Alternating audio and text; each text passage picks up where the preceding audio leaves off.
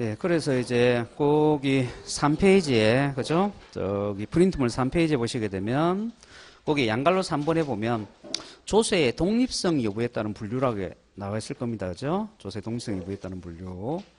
그래서 어떻게 보면, 이제 조세 분류 중에서 뭐 시험 문제가 제일 많이 나오는 부분이죠. 그죠? 그 부분이.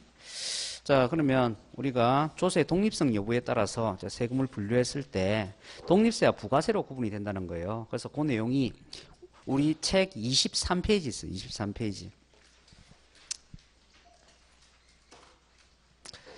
자, 그래서 23페이지에 보시게 되면 거기에 도표가 하나 나온다 그랬죠? 예, 그래서 그 도표를 꼭 별표를 해놓고, 그죠? 외워야 됩니다. 자, 그러면 그 도표에서 그 부가세 및 세율이라고 되어 있는 부분 있죠? 도표, 거기에 맨 위에, 그죠? 목차에 보면 부가세 및 세율이라고 되어 있는 부분 있죠? 그 옆에다가 갈로 쳐서 뭐라고 적는다 그랬어요? 그렇죠. 납부세액이라고 적으십시오. 갈로 쳐서.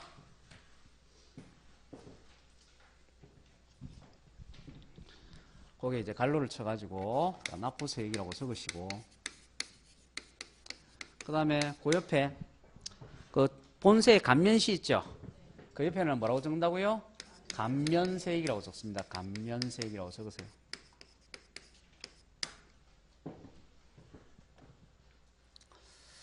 자, 부가세를 설명하기 위해서 제가 등록면허세 가지고 설명을 합니다. 자, 등록면허세는 독립세가 있습니다. 독립세라는 것은 뭐냐면 독자적인 과세 대상이 있다는 얘기예요. 아까 등록면허세의 대상이 뭐라 그랬습니까? 등록행위요. 이렇게 독자적인 대상이 있는 세금을 우리는 독립세라고 얘기합니다. 독립세. 자, 그러면 이제 이 독립세는요, 독자적인 대상을 가지고 이제 과세 표준에다가 이제 세율이라는 것을 곱해가지고 산출세액을 계산을 합니다. 그래서 가령 예를 들어 가지고 등록면허세의 과세 표준이 1억 원이라고 하고요.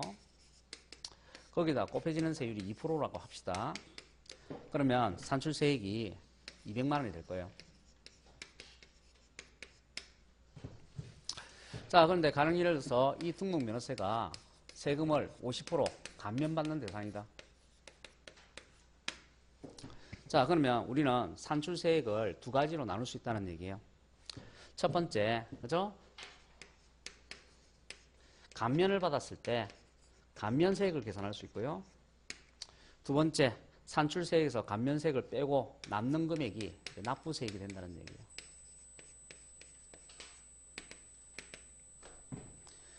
자, 그러면 산출세액이 지금 예를 들었을 때 200만 원이라고 예를 들었는데 거기에 세금을 절반을 깎아준다면 감면세액은 얼마가 되는 거예요? 100만 원이죠. 예, 뭐 어렵게 생각하십니까? 자, 200만 원에서 절반을 깎아줬으니까 감면세액은 100만 원이죠. 그럼 납부세액은 얼마 돼요? 네, 역시 100만 원이 되죠. 자, 그러면 감면세액은 세금 낼 필요 있다 없다? 없다. 이건 감면받았기 때문에 세금 낼 필요가 없어요. 그럼 뭐만 세금 내면 돼요? 예, 100만 원에 해당되는 세금만 내면 됩니다. 그죠? 근데 문제는 여기에 뭐가 붙느냐? 부가세가 붙는다. 그죠? 부가세. 자, 그래서 자, 부가세에서 첫 번째 이제 기억하셔야 될 거. 자, 부가세라는 게 뭐냐? 부가세의 정의. 부가세라는 것은 독자적인 과세 대상이 없어서 독립적으로 세금 계산을 할 수가 없어요. 그래서 세금 계산을 어떻게 하느냐? 부가세는 요 등록면허세는 독립세 있죠? 독립세. 그죠? 독립세가 있으면 독립세의 세액, 독립세의 세액에 붙어서 과세되는 세금을 우리 뭐라 얘기한다고요? 부가세라고 얘기를 한다고. 자, 독자적인 과세 대상이 없어서 독립세의 세액을 자신의 과세 표준으로 해서 세금 계산하는 것을 우리 뭐라 얘기한다? 부가세라 한다. 됐습니까? 자, 부가세는 독자적인 과세 대상이 없어서 세금을 독자적으로 계산할 수 없어요. 그래서 세금 계산을 어떻게 한다고요? 독립세의 세액을, 아시겠죠? 독립세의 세액을 뭐로 삼아서? 자신의 과세 표준으로 삼아서, 그죠? 세금을 계산하는 것을 우리 뭐라 한다? 부가세라 한다. 자, 그 다음에 두 번째, 부가세는 종류가 기본적으로 두 가지예요. 두 가지. 첫 번째는 납부세액에 붙어서 과세되는 세금이 있고, 그죠? 두 번째는 감면세액에 붙어서 과세되는 세금이 있다고요. 납부세액에 부과가 되는 세금이 있고 감면세액에 부과가 되는 세금이 있습니다. 그래서 부가세 종류 몇 개? 기본적으로 두 가지. 자, 그러면 등록면허세. 자, 거기 책 보세요. 책 보시면 자, 등록면허세, 납부세액에 대해서는 부가세가 뭘 적용이 돼요? 그죠? 20%의 지방 교육세가 적용이 되죠? 그죠? 자, 그 다음에 감면세액에 대해서는요? 20%의 농어촌 특별세가 적용이 되죠? 자, 그럼 세금 계산해 봅시다. 납부세액이 20%면 얼마입니까? 20만원. 감면세액이 20%면 얼마예요? 감면세액이 100만원이니까 100만원에 20%면 20만원이죠? 자, 그러면 총 납부할 금액은, 그죠? 등록면허세 100만원에다가 부가세 얼마요? 20만원, 20만원 합치면 40만원. 그래서 총 얼마를 납부해야 돼요? 140만원. 그래서 이렇게 계산 문제로서 이렇게 출제된 적이 있어요. 그래서 감면받았을 때, 그죠? 세금 계산 어떻게 하는가 잘 봐두시고. 그래서 여기서 이제 세 번째로 기억하셔야 될 게 그거예요. 즉, 세금을 감면을 받았다 그랬을 때, 감면세액 자체는 세금 낼 필요 있다 없다? 없다. 그렇지만 감면세액에 붙는 부가세는 세금을 내야 된다. 자, 그러면 자, 부가세 세 가지를 기억하시는 거예요. 자, 첫 번째, 부가세의 정의. 부가세라는 게 뭐냐?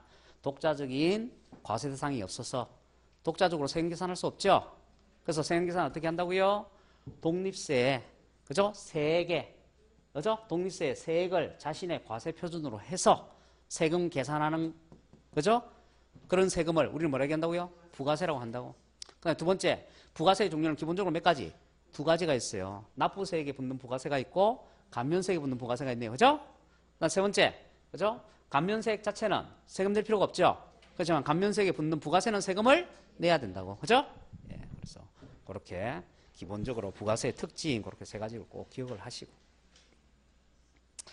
자, 그래서 거기에 23페이지에 보시면, 그죠? 등록면허세는 납부세액에 대해서는 20% 지방교육세가 적용이 되고, 감면세액에 대해서는 20% 농어촌 특별세가 적용이 됩니다. 자, 그런데 지금 재산세하고 종합부동산세하고 양도소득세는, 그죠? 지금 재산세와 종합부동산세는 납부세액에 대한 부가세만 있고, 양도소득세는 감면세액에 대한 부가세만 있죠. 그래서 이거 특이하다 이 말이에요. 제가 아까 뭐라 그랬어요? 부가세가 원래 붙으려면 몇 개가 붙어야 된다고? 원래는 두 개가 붙어야 된다고. 납부세액에 대한 부가세도 있어야 되고 감면세액에 대한 부가세도 있어야 된다 했잖아요. 그런데 지금 재산세는 하고 종합부동산세는 부가세의 종류가 한 개밖에 없다고. 그것도 납부세액에 대한 부가세밖에 없다고. 그죠? 그러면 감면세액에 대한 부가세는 왜 존재하지 않느냐? 그죠? 재산세와 종합부동산세는 재산가액을 합산과세, 재산가액을 합쳐서 과세해요. 토지 같은 경우 종합합산이나 별도합산 대상일 때는 재산가액을 합쳐서 계산한다고. 아시겠죠? 자, 그래서 이렇게 재산가액을 합쳐서 계산하는 경우에는요, 감면을 할 때 산출세액에서 감면시키지 않고 과세 표준금액에서 감면 비율만큼 빼고 계산합니다. 그렇기 때문에 감면세액 자체가 존재하지 않게 돼요. 오직 납부세액만 계산이 되는 거예요. 자, 그래서 지금 재산세와 종합부동산세는 감면세액 자체가 존재하지 않기 때문에 감면세액에 대한 부가세가 없습니다. 그래서 오직 납부세액에 대한 부가세만 있다. 자, 그 다음에 양도소득세. 양도소득세는 납부세액에 대해서 10%의 지방소득세라는 것이 적용이 되는데, 이 지방소득세라는 세금이 옛날에는 부가세였는데 지금은 독립세로 전환이 되었어요. 자, 그래서 양도소득세는요, 감면세액에 따른 부가세밖에 존재하지 않습니다. 자, 그래서 일단은, 그죠? 뭐 다른 거 다 잊어버렸어도 상관없으니까 핵심만 해보시면 돼요. 재산세와 종합부동산세, 양도소득세는 부가세 종류가 몇 개? 한 개. 한 개밖에 없는데, 재산세와 종합부동산세는 납부세액에 대한 부가세만 존재하고, 양도소득세는요, 감면세액에 따른 부가세만 존재한다. 그죠? 자, 그런데 취득세에서는 부가세의 종류가 세 개죠? 그죠? 그럼 취득세는 왜 부가세의 종류가 세 개냐? 그거는 지금의 취득세가 옛날 취득세하고 옛날에 등록세가 결합이 된 거기 때문에 그죠? 그래서 부가세 종류가 3개입니다. 그래서 요거는 취득세 할 때 그때 보시면 되겠습니다. 이건 취득세 할 때 설명할게요. 일단 여러분이 기억하셔야 될 것은 취득세는 부가세 종류가 몇 개다? 3개다. 예, 그거 기억하시면 돼요. 그래서 취득세는 3개, 등록면허세는 2개, 나머지는 전부 다 1개씩. 아시겠죠? 일단 개수를 기억해 주세요. 개수만 기억해놔도 문제가 풀려요. 자, 그 다음에 이제 한 장 넘기시게 되면 부동산 활동에 따른 분류해가지고 거기에 맨 아래에, 그죠? 사각박스 나와 있죠? 그래서 그 맨 아래 사각박스를 우리 프린트물에도 그대로 옮겨놨어요. 그죠? 옮겨놨습니다. 자, 그러면 일단 다시 23페이지를 한번 보세요. 자, 책 23페이지를 다시 한번 보십니다. 자, 그럼 부가세 도표 다시 한번 보시래요. 그죠? 부가세 도표. 자, 그러면 제가 아까 취득세 등록 면허세는 부동산 경제활동 중에서 취득활동과 연관이 있는 세금이라 그랬죠? 그 다음에 재산세와 종합부동산세는 보유활동과 연관이 있는 세금이라 그랬죠? 그 다음에 양도소득세는 양도활동과 연관이 있는 세금이라 그랬죠? 그러면 부가세 같은 경우도 마찬가지다 이 말이요. 만일 취득세 등록면허세에 부과가 되면 그 부가세는 취득활동과 연관이 되는 세금이 되는 거고, 재산세 종합부동산세에 부과가 되면 보유활동과 연관이 되는 세금이 되는 거고, 양도소득세에 부과가 되면 양도활동과 연관이 되는 세금이 된다 그 얘기죠. 자, 그러면 거기 도표를 봤을 때 농어촌 특별세를 찾아보시면 농어촌 특별세는 취득세와 등록면허세, 부가세로 존재하고 있죠. 그러니까 취득활동과 연관이 있네요. 그 다음에 종합부동산세에도 보면 농어촌 특별세가 부가세로 적용하고 있죠. 그러니까 보유활동하고도 연관이 있네요. 근데 양도소득세에서도 농어촌 특별세가 역시 있죠. 그래서 양도활동과 연관이 있죠. 그래서 농어촌 특별세는 취득, 보유, 양도 3가지와 다 연관이 있더라 그 얘기예요. 그 대신에 지방교육세 같은 경우, 지금 23페이지 보고 있어요. 자, 지방교육세 같은 경우에는 취득세 등록면허세에 보면 지방교육세가 부가세로 적용하고 있죠. 그래서 취득활동과 연관이 있는 거고, 그 다음에 재산세에 보면 또 지방교육세가 나오죠. 그래서 보유활동과 연관이 있는 거고, 그래서 지방교육세는 취득, 보유활동과 연관이 있다. 그렇지만 양도활동하고는 연관이 없더라. 이해되셨죠? 자, 그 다음에 또 부가가치세 설명할게요. 자, 칠판 한번 보세요. 여기에 건설회사가 있다고요. 건설회사. 여기에 소비자가 있다고요. 건설회사가요, 상가, 건물을 분양을 합니다. 분양. 자, 그러면 이 상가, 건물에 대해서 부가가치세가 붙는다고요. 아시겠죠? 물건을 거래하면 항상 거기에 부가가치세가 붙는다고요. 근데 토지는 부가가치세가 없어요. 왜냐? 부가가치세라는 것은 부가가치, 인간이 만들어낸 인적 가치를 얘기하는 거예요. 부가가치라는 것이. 근데 토지라는 것은 인간이 존재하기 그 이전부터 원천적으로 존재하고 있던 거죠. 그죠? 지구의 토지라는 거는 인간이 그죠? 존재하기 이전부터 존재하고 있던 거 아닙니까? 원천적으로. 그래서 토지는 부가가치다 아니다. 아니라고요. 인간이 인위적으로 만들어낸 가치가 아니라고요. 그래서 토지를 거래했을 때는 부가세가 적용된다 안 된다? 안 된다고요. 그렇지만 건물은 인간이 만들어낸 인위적 가치이기 때문에 부가가치세를 적용을 한다고요. 아시겠죠? 예. 자, 그러면 상가 건물을 거래하게 되면 부가가치세라는 세금이 적용이 된다고요. 자, 그러면 우리가 이 건설회사 있죠? 건설회사가 지금 건물의 공급자죠? 이 건물의 공급자를 부가가치세 뭐로 했어요? 납세무자로 했죠? 아까 물건의 공급자가 납세무자였지 않습니까? 부가가치세. 롯데리아, 콜라 얘기하면서 그 롯데리아를 지금 뭐로 바꾼 거예요? 건설회사로 바꾼 거잖아요, 지금. 그죠? 예, 그래서 부가가치세 납세무자는 누구라고요? 물건의 공급자라고. 그 대신에 부가가치세라는 세금은 누가 부담한다 그랬어요? 소비자가 부담한다 그랬어요. 그래서 소비자가 뭐예요? 담세자, 세금을 부담하는 자. 그죠?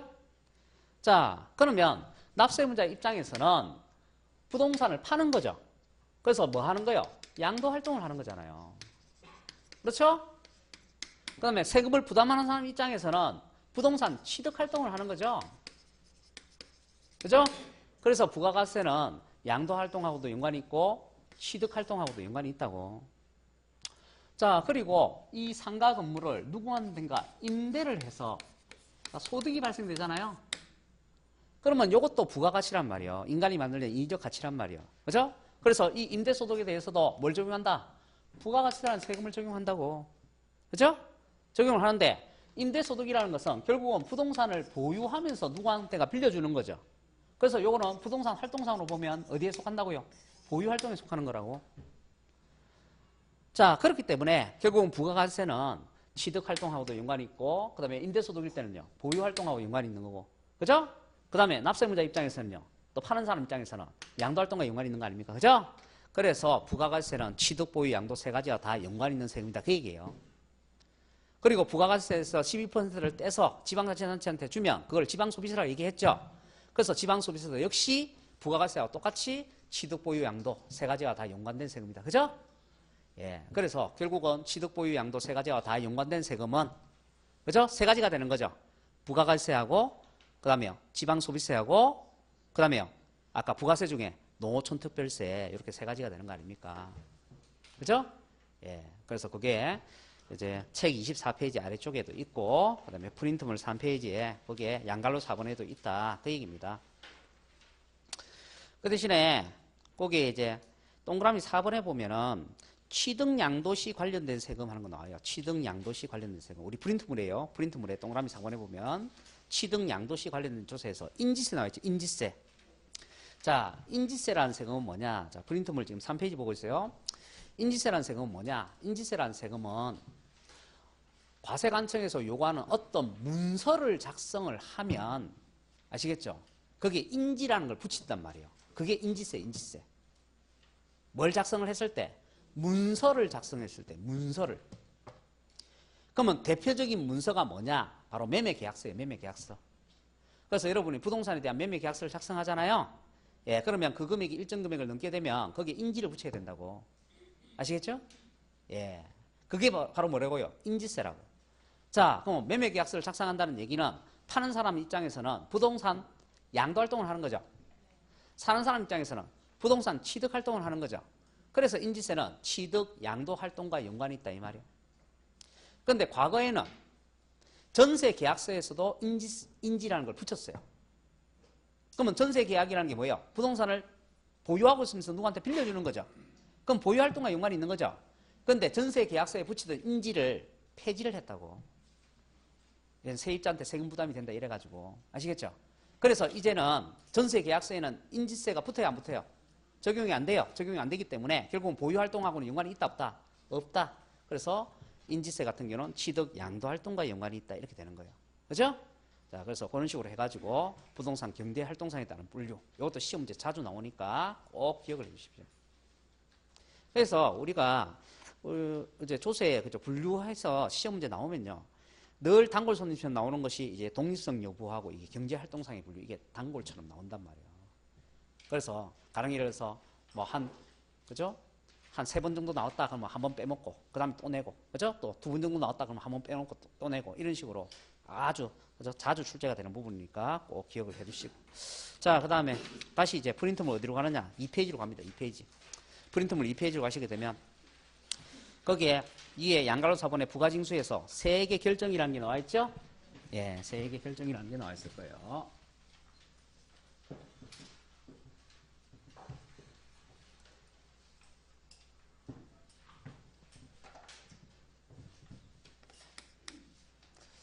자, 요 세액을 확정하는 방법입니다. 확정. 뭐 결정이나 확정이나 똑같은 말이에요. 자, 세액을 확정하는 방법. 세액을 확정하는 방법이 세 가지가 있습니다. 신고주의라는 것이 있고, 부가주의라는 것이 있고, 그 다음에 자동확정이라는 것이 있어요. 자동확정의 경우에는 납세 의무가 성립이 되면요. 세금이 얼마다 하고 자동으로 확정이 되는 걸 얘기하는 거예요. 이 대표적인 세금이 뭐냐면 인지세, 인지세.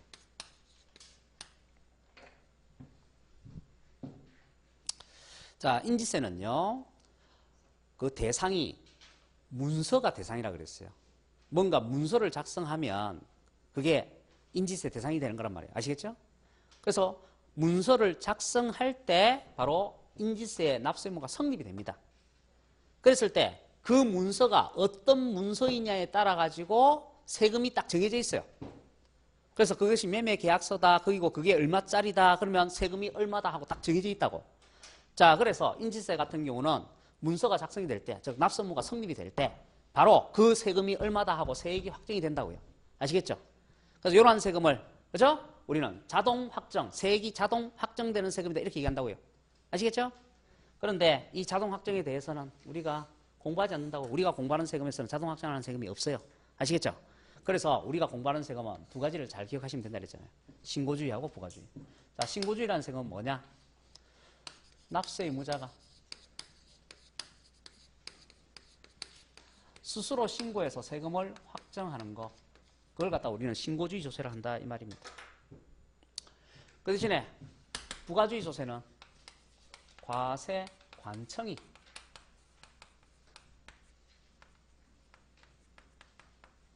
납세 의무자가 낼 세금을 확정하는 거예요.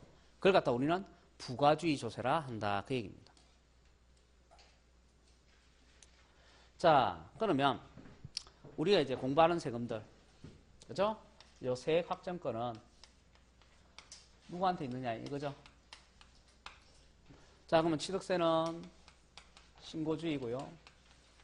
등록면허세도 신고주의고요. 그 다음에 그 다음에 여기 양도소득세, 양도소득세도 신고주의. 자, 그런데 재산세 있죠, 재산세. 재산세는요, 요거는 부가주의란 말이에요, 부가주의. 과세관청에서 세금 결정한단 말이에요. 그런데 종합부동산세는 특이하다고요. 종합부동산세는 원칙은 부가주의예요. 과세관청에서 직접 세금을 결정하는 거예요. 근데 납세의무자가 선택할 수 있다고요. 뭘 선택할 수 있다고요? 예, 신고주의를 선택할 수가 있다.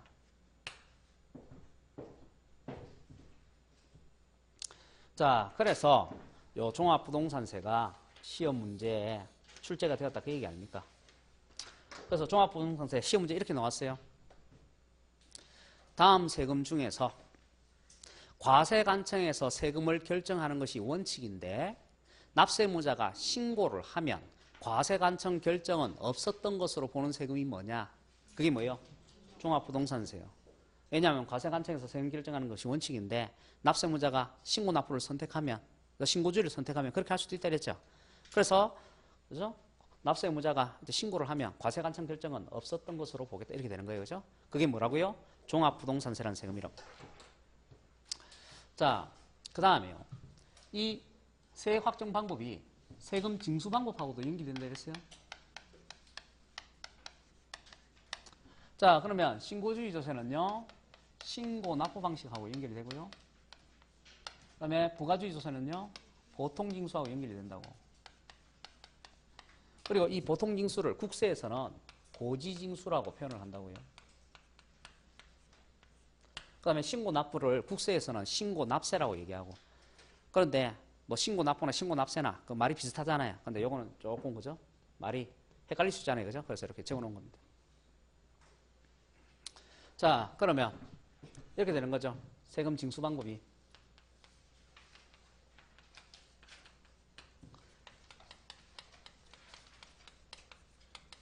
취득세 신고 납부죠.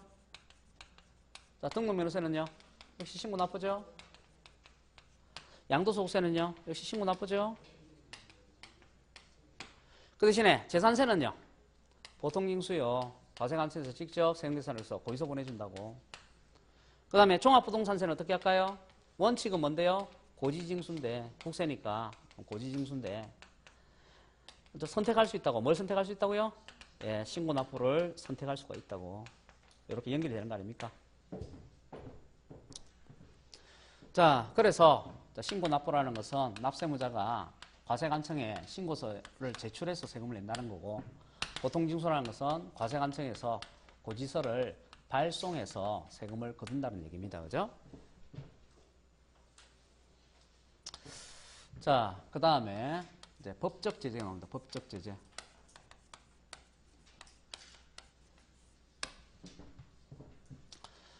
자, 신고납부 세금은 신고납부 기간 내에 신고납부를 제대로 해야 되는데 신고납부를 불성실하게 한다 이 말입니다. 그러면 어떤 법적 제재가 가해지느냐? 가산세가 적용이 된다. 자, 그 다음에요. 보통징수세금은 고지서 납기까지, 납부 기한까지 세금을 잘 냈어야 되는데 납기가 경과할 때까지 세금의 납부가 제대로 이루어지지 않는다 이 말이죠. 그러면 그때는 가산금이라는 것이 적용이 된다. 그래서 하나는 세로 끝나고 하나는 금으로 끝났기 때문에 이 두 개를 잘 구별을 하셔야 된다 그 얘기예요. 자, 그러면요 프린트물을 한번 보시면 됩니다. 자, 프린트물.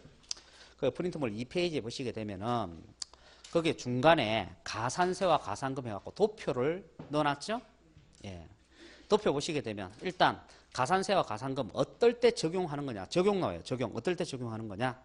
그래서 가산세 같은 게 어떨 때 적용합니까? 신고납부 의무를 위반했을 때 그거 나와 있죠? 그 대신에 가산금 어떨 때 적용합니까? 고지서 납기가 경과될 때까지 세금을 제대로 안 냈을 때죠. 자, 그 다음에 특징 해가지고 가산세는요 조세의 일종이다 이래 돼 있죠. 그러면 가산세라는 것은 가산세라는 것 자체가 하나의 세금의 한 종류다 이 말이에요. 아시겠죠? 이것도 독자적인 하나의 세금이다 이 말이에요. 그렇지만 가산금이라는 것은 원래 내야 되는 세금에 대한 연체이자다 이 말이에요. 그죠? 자, 여러분한테 이제 재산세 고지서가 날라왔어요. 자, 그럼 나는 재산세 고지서를 들고 은행에 가서 납부합니까? 구청에 가서 납부합니까? 은행에 가서 납부합니다. 은행에 가서. 그 얘기는 뭔 얘기냐면 구청에서도 자기가 받아야 될 세금을 은행에다가 예치를 해놓는다고요. 그러면 그 돈을 예치한 은행이 있죠. 거기서는 구청한테 뭘 줘야 된다고요? 이자를 줘야 된다고. 아시겠죠? 자, 그러면 납세무자가 제 날짜에 돈을 제대로 입금을 했으면 거기에 대한 이자가 붙겠죠. 근데 제 날짜에 돈을 입금하지 않게 되면 그 입금하지 않은 금액에 대해서는 이자가 발생하지 않겠죠. 그래서 은행에서 받아야 될 이자를 누구한테 받겠다는 거예요? 납세무자한테 받겠다는 거예요. 그게 바로 뭐라고요? 가산금이라고. 근데 그 가산금이 고리의 이자라고 했잖아요. 왜 고리의 이자냐? 자, 일반 가산금 나와 있죠. 일반 가산금이 몇 프로요? 그게 3% 나와 있죠. 3%. 프린트물에. 그죠? 일반 가산금이라는 건 뭐냐면 납부기한을 경과시켰다 하면 무조건 적용하는 게 3%. 요 일반 가산금입니다. 납부기한 경과시켰다 그러면 3%의 일반 가산금이 붙습니다. 자, 그럼 보세요. 우리가 보통 이자를 계산할 때 어떻게 계산해요? 일수에 따라 계산하잖아요. 원래는 일수에 따라 계산하잖아요. 그죠? 내가 100만 원을 빌렸는데 100만 원을 안 갚았어. 그러면 1년에 몇 프로 이렇게 해갖고, 그죠? 그 중에 내가 며칠을, 그죠? 체납을 했으면 그 1년의 이자에서 365일 중에 며칠 이렇게 해갖고 계산을 하잖아요. 그런데 과세관청은 이자를 받아내는데 그렇게 계산을 안 한다고. 무조건 납기 경과시키면 어떻게 한다고요? 무조건 3% 붙인다고. 그 다음에 납기 경과하고 나서 한 달이 지나잖아요. 그럼 한 달이 지나면 몇 프로를 붙인다고요? 중과상금 1.2% 붙인다고. 한 달이 지날 때마다 계속. 그죠? 첫 달 지나면 1.2%, 두 번째 달 지나면 또 1.2%, 세 번째 달 지나면 또 1.2%. 그러면 1.2%씩 해서 12달 계산하면 얼마예요? 한 14.4% 돼요. 14.4%. 그죠? 그 14.4%에다가 아까 납기 경과하면 붙인 이자가 몇 프로였어요? 3%였죠. 그러면 1년에 이자를 얼마를 내는 거예요? 17.4%를 내는 거예요. 아시겠죠? 예. 이게 어디에 나오는 이자냐? 그죠? TV에, 그죠? 예. 무슨 저축은행, 땡땡 저축은행이 내는 중금리라는 거예요. 그게, 그죠? 예. 17.4%, 그죠? 사실은 고금리죠. 자, 그래서 과세관청에서 굉장히 고금리 이자를 받고 있다. 그죠? 그래서 세금을 체감하면 안 되겠다. 그 얘기입니다. 자, 그랬을 때, 자, 중과상금은 납부기한 경과하고 나서 한 달이 지날 때마다 적용하는데 최대 몇 개월까지? 60개월까지. 그래서 최대 몇 프로까지? 72%까지. 다만 국세는 체납된 금액이 얼마 이상일 때? 100만 원 이상일 때 중과상금을 적용한다는 거고, 지방세는요 체납된 금액이 30만 원 이상일 때 적용하는 거다. 그죠? 그래서 그런 내용들 잘 봐두세요. 시험 지문에 다 나오는 거니까. 자, 그 다음에 그 옆에 가산세. 가산세는요 신고납부 세금인데 신고납부 제대로 안 하면 뭘 적용한다고요? 가산세를 적용한다고. 자, 이 가산세가 신고불성실 가산세와 납부불성실 가산세, 기장불성실 가산세 이렇게 종류가 세 가지가 있네요. 크게. 신고불성실 가산세는 다시 무신고 가산세와 가소신고 가산세가 있어요. 무신고 가산세는 다시 일반과 부정으로 나눠서 일반 무신고는 20%, 부정 무신고는 40%. 과소신고 가산세는 일반 과소신고는 10%, 부정 과소신고는 40%. 그리고 과소신고뿐만 아니라 초과 환급 신고도 역시 가산세를 적용한다. 초과 환급 신고라는 것은 뭐냐면 내가 세금을 환급받아야 되는데 내가 받아야 될 세금보다 훨씬 더 많은 세금을 받기 위해서 금액을 부풀려서 신고한다 이 말이죠. 예, 그러면 그때도 어떻게 한다고요? 가산세를 적용한다고. 아시겠죠? 그랬을 때 역시 마찬가지요. 일반 초과 환급은요 10%고 부정 초과 환급은요 40%입니다. 그 다음에 납부 불성시 가산세가 있고 환급 불성시 가산세가 있다고요. 그죠? 납부 불성시 가산세는 내가 내야 될 금액을 제대로 납부를 안 한 거죠. 미달 납부하는 거죠. 그죠? 예, 그러면 그죠? 그 0.03% 경과일수에다가 0.03%를 곱해가지고 적용을 하는데 한도가 몇 프로까지라고요? 75%까지라고. 근데 거기에 한도 75% 옆에다가 화살표를 하나 해갖고 적을까요? 뭐라고 적느냐면 요거 지방세일 때만 한도를 정해놨어요. 국세일 때는 한도가 없어요. 국세일 때는 한도가 없어요. 네, 지방세일 때만 한도를 정해놨고. 자, 그 다음에요. 그 다음에요. 거기에 환급 불성시 가산세도 마찬가지예요. 그죠? 내가 초과 환급을 받게 되면은 그 초과 환급 받은 금액을, 그죠? 가지고 계산하는데 그 경과일수에다가 0.03%, 그죠? 해서 역시 계산을 합니다. 그 다음에 기장불성시 가산세 나옵니다. 기장불성시 가산세. 기장불성시 가산세는 뭐냐 하면 법인한테만 적용하는 거예요. 법인한테. 왜 법인한테만 적용하는 거냐? 법인 장부에, 그죠? 기재해야 될 내용을 누락을 하거나 허위 기재를 하게 되면 그때 기장불성시 가산세를 적용을 합니다. 그래서 거기 10% 돼 있죠? 예.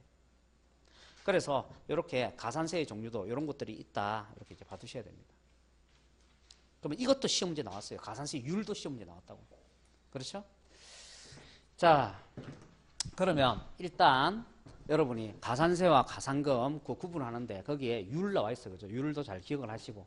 그 다음에 또 시험 문제가 세 가지 유형으로 출제가 되었습니다. 그래서 세 가지 유형으로 출제된 거 다 설명할 거니까 잘 보십시오. 자, 제가 취득세를 이제 예를 들어 갖고 설명을 할게요. 자, 취득세라는 세금이 있어요. 그럼 취득세라는 세금은 취득일로부터 60일 이내까지 신고 납부하는 세금이거든요. 자, 근데 신고 납부를 불성실하게 하잖아요. 그러면 과세관청은요, 세금 징수 방법을 바꿉니다. 전환. 뭐로 바꾸느냐면 보통징수로 바꿔버려요.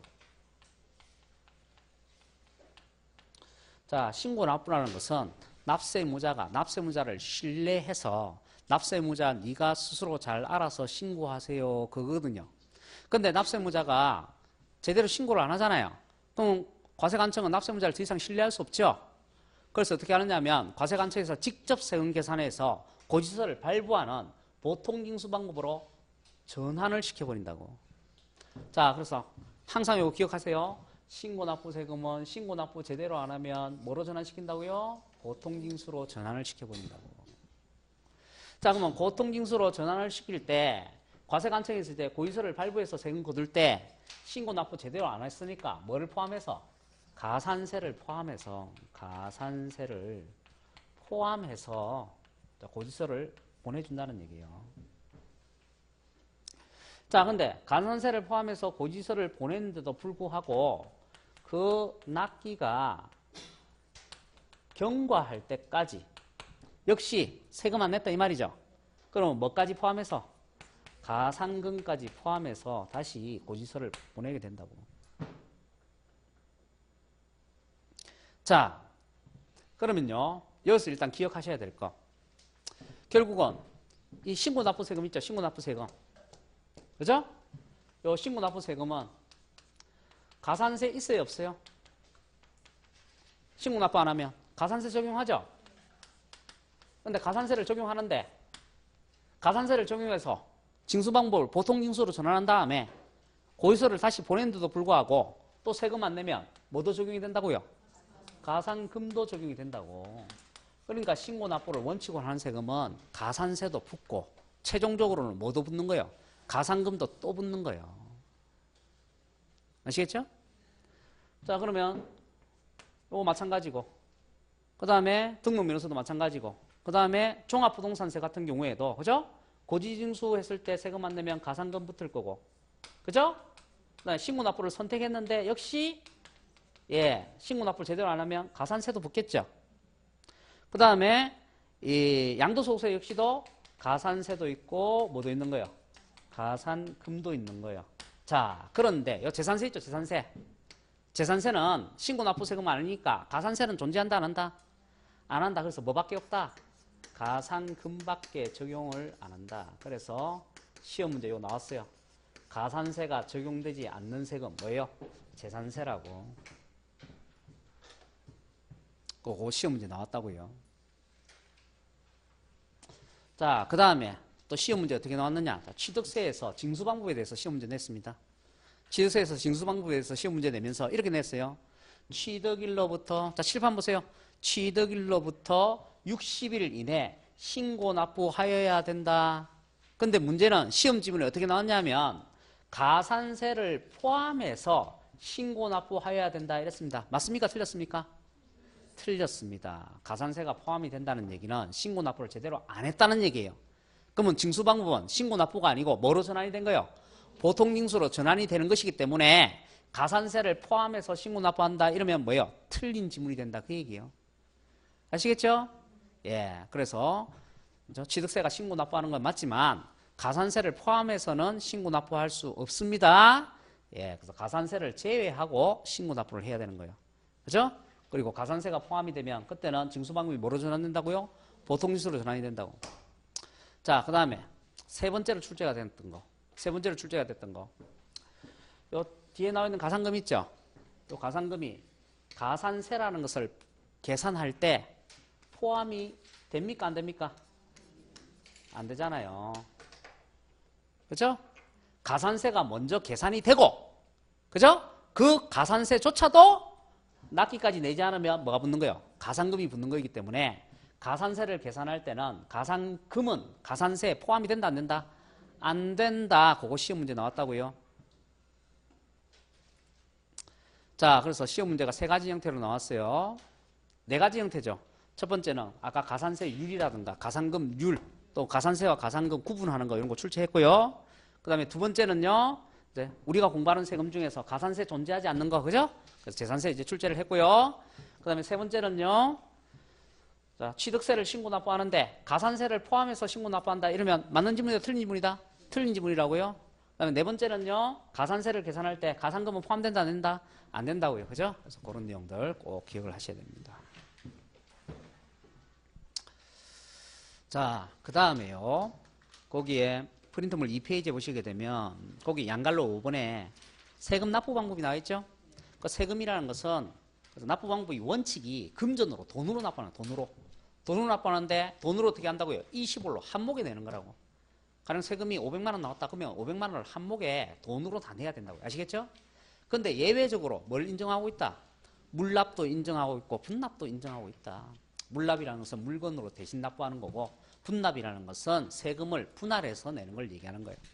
자, 그러면 자 칠판 보세요. 자, 우리가 공부하는 세금들 자 물납 분납 할 수 있는지 없는지 봐야 되겠죠. 자, 취득세는 물납 할 수 없다. 분납도 할 수 없다. 등록면허세 역시 마찬가지. 물납도 안 되고 분납도 안 됩니다. 그런데 재산세는 물납도 가능하고 분납도 가능하고 그래서 물납 분납 다 가능한 세금 뭐예요? 재산세요. 자, 물납 분납 다 가능한 세금 재산세. 그 대신에 종합부동산세는 물납은 폐지가 되고 없어요. 그렇지만 뭐는 가능하다? 분납은 가능하다는 얘기고요. 양도소득세도 역시 마찬가지예요. 물납은 폐지가 되고 없어요. 그렇지만 뭐는 가능하다? 예, 분납은 가능하다는 얘기입니다. 자, 그래서 취득세와 등록면허세는 물납 분납 다 불가능하고요. 재산세는 물납 분납 다 가능하고요. 종합부동산세와 양도소득세는 물납은 폐지가 됐지만 분납은 가능하다는 얘기입니다. 그래서 그렇게 각각 세금들 세금 납부하는 방식 이런 것도 봐두시고 자, 그 다음에요. 자, 프린트물 이제 3페이지에 보시게 되면 거기에 3번에 보면은 납세의무 성립 확정 소멸 사유 나와요. 그거 별표해 두시고 꼭 기억을 하셔야 되죠. 납세의무 성립 확정 소멸. 그것도 시험 문제 반드시 예, 출제가 됩니다. 그래서 꼭 기억을 하셔야 됩니다.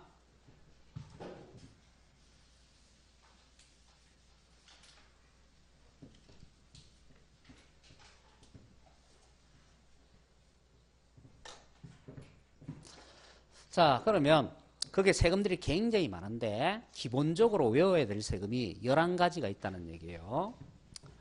자, 그래서 취득세, 등록면허세, 재산세, 종합부동산세, 양도소득세. 요건 우리가 공부하는 세금 5가지죠.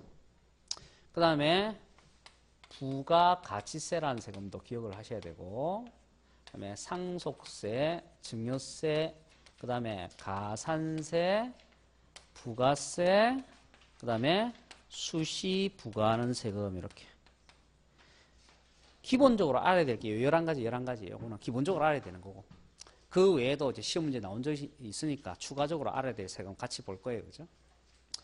자, 그러면 그 프린트물에 뻔히 다 있는데 왜 적었느냐? 그죠? 프린트물에 대한 내용을, 그죠? 외울 때 어떻게 외워야 되는지 설명하기 위해서 적어 놓은 거예요. 자, 그러면요. 일단 취득세 등록 면허세에, 그죠? 납세의무 성립시기가 어떻게 되느냐 이렇게 물어보면 성립시기요. 일단 취득세 등록 면허세는요.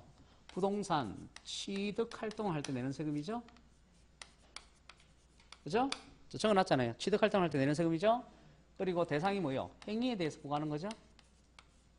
그죠? 자, 그래서 취득세의 대상이 뭐라 그랬습니까? 취득세의 대상이. 취득세의 대상이 뭡니까? 소유권 취득행위. 그죠? 그럼 납세의무가 언제 성립하느냐? 소유권 취득행위를 할 때 납세의무가 성립한다고요. 그래서 그걸 줄여서 뭐라고 돼 있어요? 취득하는 때. 그죠? 자, 그 다음에 등록면허세의 과세사항이 뭡니까? 등록면허세의 과세사항. 등기등록 행위가 대상이죠. 그럼 납세의무 언제 성립하는 거예요? 등기등록하는 때요. 등기등록하는 때. 그죠? 자, 그 다음에 재산세와 종합부동산세. 그죠? 재산세와 종합부동산세는 부동산 보유활동과 연관이 있죠. 그리고 재산에 대해서 과세하는 거죠. 그래서 아까 뭐라 얘기했어요? 재산을 보유하고 있을 때, 재산을 소유하고 있을 때 납세의무 성립한다 그 얘기예요. 아시겠죠? 그러면 어느 시점에 재산을 소유해야 되느냐 이 말이에요. 그죠? 어느 시점에 재산을 소유해야 된다고요? 6월 1일이요. 6월 1일. 매년 6월 1일. 그걸 다른 말로 뭐라고 표현하고 있어요? 과세 기준일 그렇게 표현하고 있어요. 과세 기준이 되는 날. 자, 그래서 재산세와 종합부동산세는 재산을 보유할 때, 재산을 소유할 때 내는 세금입니다. 그래서 특정 시점에 재산을 소유하고 있으면 납세의무가 성립이 된다고요. 그 특정 시점이 언제라고요? 6월 1일. 그걸 다른 말로 뭐라 얘기한다고요? 과세 기준일. 자, 그런데 문제는, 자, 프린트물 한번 보세요. 프린트물 한번 보시게 되면, 자, 프린트물에 거기에 납세의무 성립시기 지방세 보시게 되면, 그 주민세 있죠, 주민세. 주민세 보시면, 제3분 주민세는 과세 기준이 언제다? 7월 1일이다. 균등분 주민세는요, 8월 1일에 이렇게 되어 있어요. 자, 그래서 과세 기준일이 6월 1일인 세금이 있고, 7월 1일인 세금이 있고, 8월 1일인 세금이 있다고요. 그래서 그거 구분해야 한다고요. 그거 시험 문제 나왔다고요, 과거에. 자, 그러면 제3분 주민세라는 게 뭐냐? 제3분 주민세의 과거의 이름이 사업소세요. 그 사업소세가 이름이 바뀌어갖고 제3분 주민세가 된 거예요. 사업하는 사람들은 누구나 한 번씩 내봤을 거예요. 자, 제3분 주민세라는 세금은 누구한테 부과를 하는 거냐 하면요. 사업을 하는 사람 중에서 사업장을 가지고 사업하는 사람은 그 사업장 연면적에 따라서 세금 계산합니다. 그래서 250m 제곱당, 그죠? 1m 제곱당 250원에 해당되는 세금을 계산을 해요. 그래서 이제 부과하는 것이 바로 제3분 주민세입니다. 자, 그러면 우리 학원의 원장님은 사업소세 낼까요, 안 낼까요? 냅니다. 그렇죠? 왜냐하면 사업자고 학원은 이 건물의 사업장을 갖고 있기 때문에 아시겠죠? 예, 사업소세를 내신단 말이에요. 아시겠죠? 자, 그러면 사업자가 사업장을 갖고 있는데 언제 시점에 사업자야 되고 사업장을 갖고 있어야 돼요? 7월 1일, 그 얘기예요. 7월 1일 날 사업자이면서 사업장을 갖고 있으면, 그죠? 제3분 주민세라는 세금을 낸다고.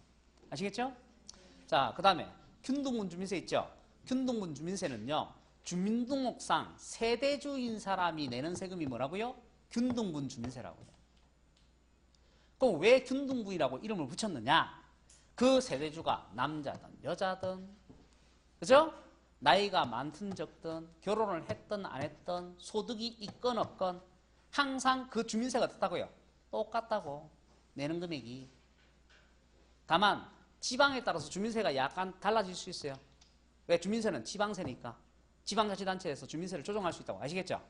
예, 그렇지만 그 지역에 사는 사람이면 그죠? 그게 남자든 여자든 그죠? 구분 없이 무조건 어떻다고요? 그 금액이 똑같다고. 그래서 뭐예요? 균등분 주민세. 그러면 언제 세대주의해야 돼요? 이 사람은 8월 1일 날이요. 8월 1일 날 세대주의인 사람이 내는 세금이 균등분 주민세라고요. 그죠? 자, 그래서 재산세와 종합부동산세는 과세기준이 언제라고요? 6월 1일. 그다음에 재산분 주민세는 7월 1일. 균등분 주민세는 8월 1일. 그렇게 구분하시라고. 자, 그 다음에 양도소득세하고 부가가치세 나와 있습니다. 양도소득세와 부가가치세는 과세 기간을 갖고 있는 세금입니다. 과세 기간을 갖고 있는 세금은요, 과세 기간 끝나는 날에 납세의무 성립한다 그 얘기입니다. 과세 기간 끝나는 날에. 왜 그러느냐? 자, 소득세를 가지고 예를 들게요. 자, 소득세라는 세금은 개인이 발생시킨 소득에 대해서 세금 거두죠. 자, 그랬을 때 개인이요, 그해 1월 1일부터 12월 31일까지, 즉 과세 기간 동안에 발생시킨 소득을 한데 묶어서 과세를 하는 거예요. 아시겠죠? 자, 그러면 이 사람의 최종 소득은 언제 확인이 된다는 거예요? 과세 기간이 끝나는 날에 확인이 된다는 얘기 아시겠죠? 자, 그렇기 때문에 과세 기간을 갖고 있는 세금은 과세 기간 끝나는 날에 납세의무가 성립이 된다. 자, 그 다음에요. 상속세, 증여세. 상속세, 증여세라는 세금은 그죠? 이것도 취득 활동을 할 때 내는 세금인데 재산에 대해서 부과하는 거예요. 재산에 대해서. 그래서 내가 무언가 취득한 재산에 대해서 과세하는 세금이 상속세, 증여세예요. 다만 무상으로 취득을 해야 되죠. 무상으로. 그래서 우리가 상속을 받았다 그러면 세금을 두 가지를 내는 거죠. 상속세도 내고 그 다음에 뭐도 내요? 취득세도 내요. 그렇지만 이중과세가 아니라고요. 왜 이중과세가 아니냐? 취득세는 뭐에 대해서 과세한 거예요? 행위에 대해서 과세한 거잖아요. 소유권을 취득한 행위. 그 대신에 상속세는 뭐에 대해서 낸 거라고요? 상속받은 재산에 대해서 과세를 한 거라고. 그래서 하나는 행위에 대해서 과세한 거고 하나는 재산에 대해서 과세한 거기 때문에 그죠? 예, 대상이 전부 다 하나씩이라고요. 그래서 이중과세가 아니라고. 이중과세라는 것은 대상은 하나인데 세금이 2개 이상 적용됐을 때 그걸 우리가 이중과세를 한단 말이에요. 아시겠죠? 예.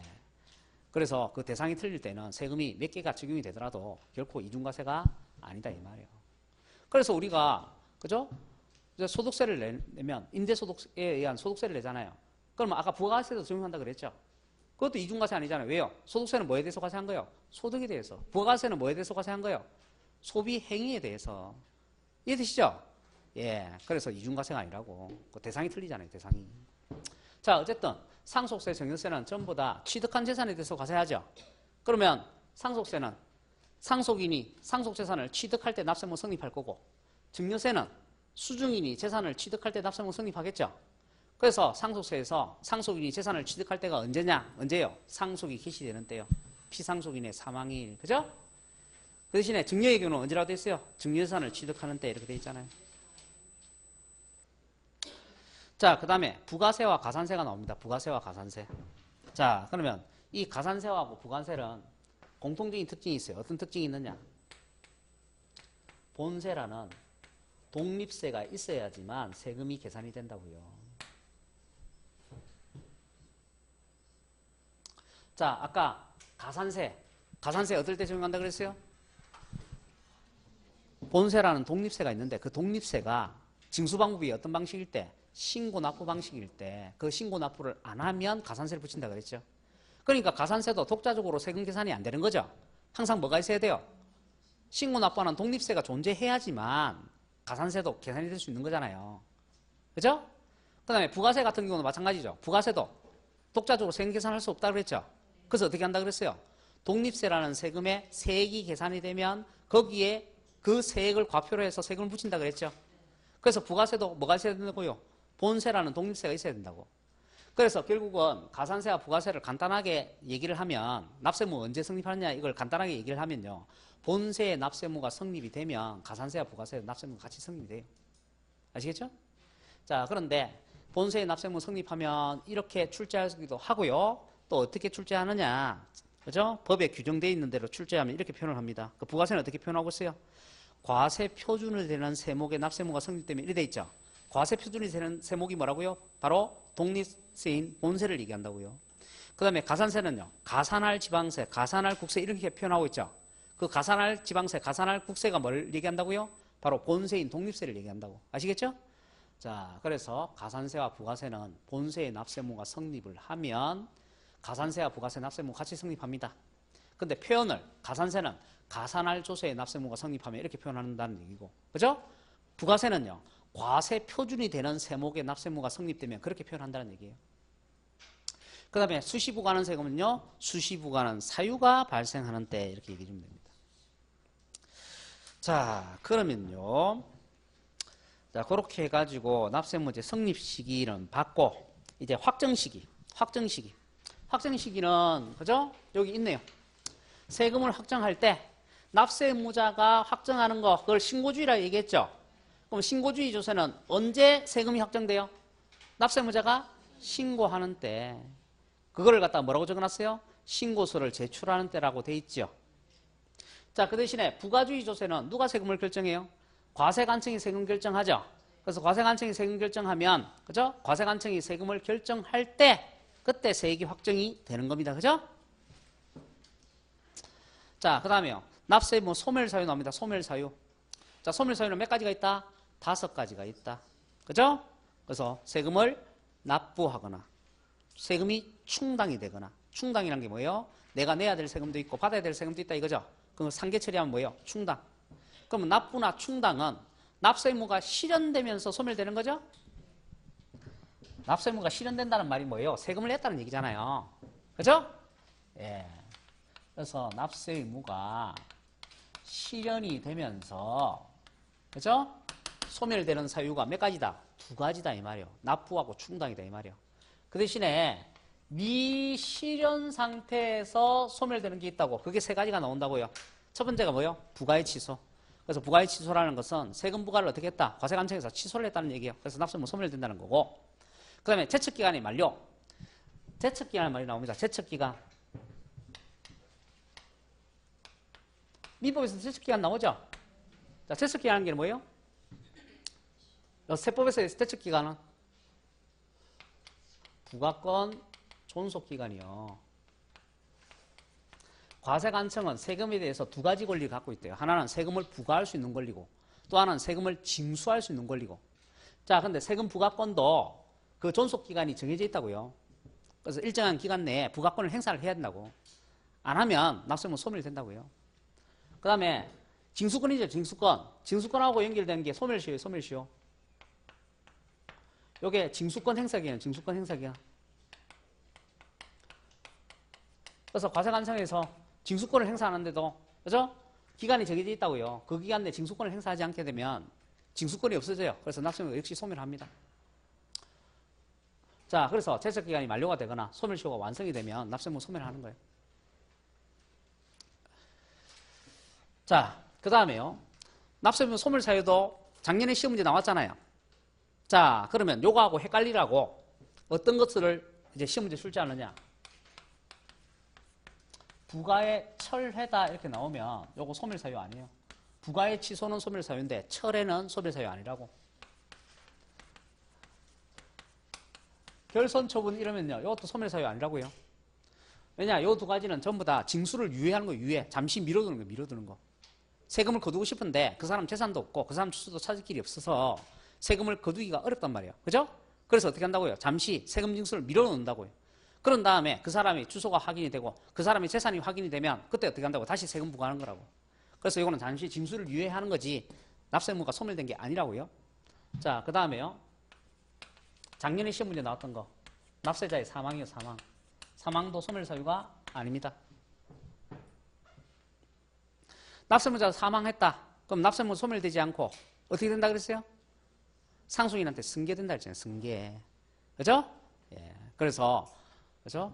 상속인이 그 돈을 대신 내야 될 때가 있다 이 말이죠. 예. 그러면 그 상속인을 우리는 뭐라 얘기한다? 승계 납세의무자다 이렇게 얘기를 하는 거예요. 그럼 상속인이 세금 내기 싫으면 어떻게 하면 돼요? 상속재산 포기하면 돼요. 아시겠죠? 예. 그렇지만 상속재산을 포기하지 않고 상속재산을 넘겨받게 되면 세금도 같이, 그죠? 체납된 세금도 같이 그 납세무가 승계가 되는 거예요. 아시겠죠? 자, 그래서 요 세 가지는 납세무 소멸 사유가 아니다. 그렇죠? 꼭 기억을 하시고. 작년에도 시험 문제 나왔잖아요. 제가 시험 문제 나온다 했는데 결국은 작년에 나왔죠. 자, 그 다음에 이제 뭘 보셔야 되느냐 하면 제척기간하고 소멸시효를 보셔야 된다고. 자, 그래서 프린트물 넘겨보세요. 프린트물 4페이지에. 자, 제척기간과 소멸시효 나옵니다. 제척기간과 소멸시효. 자, 그럼 제척기간, 소멸시효. 이것도 작년에 시험제 나왔어요. 이거 외워야 돼요. 외워야 돼. 자, 프린트물 4페이지. 일단 국세의 제척기간. 국세의 제척기간은요. 일단 세금을 크게 두 가지로 나눠야 된다고요. 상속세, 증여세에 해당되는 세금하고 상속세, 증여세 외 국세하고 이렇게. 상속세, 증여세는 어떻게 하느냐. 10년, 15년을 합니다. 자, 10년의 경우 일반적인 경우 고고요. 15년은 부정한 행위를 하거나 또는 신고서를 제출하지 않았을 때. 이걸 간단하게 얘기하면 무신고죠, 무신고. 그래서 부정한 행위를 해서 세금을 포탈하거나 환급받거나 공제받으려고 했다든지 또는 무신고를 했다 그러면 15년이에요. 그 대신에 상속세, 증여세 외 국세는요. 5년, 7년, 10년, 15년입니다. 일반적인 경우는 5년, 무신고의 경우는 7년, 부정한 행위에 의한 그죠? 경우에는 10년, 국제거래에서 발생한 부정한 행위에 의한 경우는 15년. 그 대신에 지방세는 어떻게 하느냐? 지방세는 5년, 7년, 10년이에요. 그래서 일반적인 경우는 5년이고 무신고의 경우는 7년이고 사회 기타 부정한 행위에 의한 경우는 10년인데 작년에 시험제 뭐가 나왔냐? 동그라미 2번이 시험제 나왔어요. 다음에 따른 취득으로서 법정신고기간까지 신고서를 제출하지 않은 경우. 자, 원래 무신고는 7년인데 다음에 해당되는 무신고는 10년으로 한답니다. 그래서 첫 번째 나오는 거 기억 뭐예요? 상속 또는 증여를 원인으로 취득한 경우. 상속 또는 증여를 원인으로서 취득하게 되면 그죠? 상속세 증여세도 내야 되지만 지방세인 취득세도 내야 되죠. 그죠? 그러면 상속세 증여세는 기본이 10년이잖아요. 그런데 지방세인 취득세는 7년으로 한다 그러면 형평이 안 맞다 이 말이죠. 그래서 그때 내는 지방세인 취득세도 무신고의 경우는 몇 년을 한다? 10년을 한다 그 얘기예요. 아시겠죠? 자, 그 다음에요. 동그라미 니은에 명의신탁 약정에 의한 경우. 그래서 명의신탁을 했다 이 말이죠. 예, 그러면 그것도 무신고의 경우는 몇 년이라고요? 10년이라고. 그건 요거는 이제 신명법에서 처벌하기 때문에 그죠? 예, 그와 마찬가지로 제척기간도 길게 잡아준다 그 얘기예요. 그 다음에 동그라미 띄으세요. 타인 명의로 실권리자가 가중주가인 경우 하는 거 나와있죠? 자, 가중주주인데 가중주주임을 신고했다 안 했다? 안 했다. 그러면 그것도 몇 년이라고요? 10년이라고. 그럼 이게 무슨 말이냐 하면 이런 거예요. 자, 보세요. 뒤에 취득세 보면 가중주 나오거든요. 자, 비상장급인의 주식을 50% 초과하는 주식을 갖고 있으면 그 사람도 취득세를 내야 된다 하고 뒤에 나올 겁니다. 근데 50%를 초과하게 되면 취득세를 내야 되니까 이 사람이 어떻게 하느냐 하면 주식을요. 지는 한 49%만 딱 갖고 있고요. 2%를 자기 아는 사람한테 요것 좀 취득해서 갖고 있으라 이런단 말이에요. 사실은 지가 돈을 주고 아시겠어요? 그 사람을 조종하면서 그죠? 다른 사람 명의로 해준다고. 그래 놓고 주주총회 딱 열면요. 항상 어떻게 하는 거예요? 그 2% 주식 갖고 있는 사람은 49% 갖고 있는 사람이 뭐 안 끝내면 무조건 손 드는 거예요. 통과. 이해되시죠? 예. 그러면 나머지 2% 갖고 있는 사람이 명의만 달리 갖고 있지 사실상은 누구의 주식이라는 거예요. 그게 49% 갖고 있는 사람은 주식하고 그죠? 그 소유자 거라는 얘기죠. 그래서 그것이 나중에 어떻게 되면 밝혀지면 결국 가중주임을 신고했어요, 안 했어요? 안 했잖아요. 그래서 결국에는 제척기간이 몇 년이 된다고요? 10년이 된다 그런 얘기예요. 자, 그래서 그런 내용들이 제척기에 나와 있고 그 다음에 소멸시효 나와 있습니다. 국세나 지방세나 소멸시효는 기본이 5년. 그런데 국세 같은 경우 그 금액이 5억 원 이상이다 이 말이죠. 그러면 소멸시효를 몇 년을 한다? 10년을 한다. 그죠? 그래서 그런 식으로 해가지고 그죠? 조세 총론에 해당되는 내용들을 정리하시면 되겠습니다. 잠시 쉬었다가 취득세 보도록 하겠습니다.